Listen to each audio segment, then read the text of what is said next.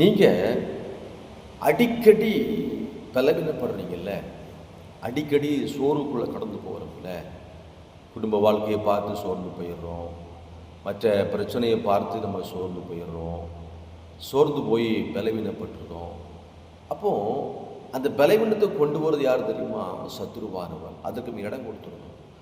அந்த பலவீனத்திலிருந்து நான் வெளியே வரணும், மீண்டும் வெளியே வரணும். அப்படின்னா அதுக்கு ஒரே வசனம் இருக்கிறது. ஏசாயா 41:10 தேவன் சொல்றாரு, நீ பயப்படாதே, நான் உன்னுடனே இருக்கிறேன், திகையாதே, நான் உன் தேவன், நான் உன்னை பலப்படுத்தி உனக்கு சகாயம் பண்ணுவேன், என் நீதியின் வளைகரத்தினால உன்னை தாங்குவேன் என்று கர்த்தர் சொல்லுகிறார்.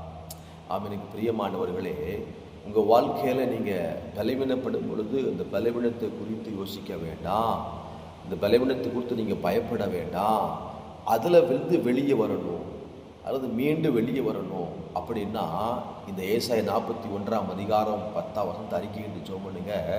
கர்த்தர் உங்களை என்ன செய்வாராம்? பலப்படுத்துவார், உங்களை நிற்க வைப்பார். எலியாவை பலப்படுத்தி நடக்க வைத்த தேவன் உங்களையும் பலப்படுத்தி நடக்க வைப்பார், உங்களை ஆசீர்வதிப்பார், உங்களை நிற்க வைப்பார். உங்களை பலப்படுத்த மாத்திரமல்ல, அவருக்காக ஏதாவது ஒரு காரியத்தை செய்ய வைப்பார்.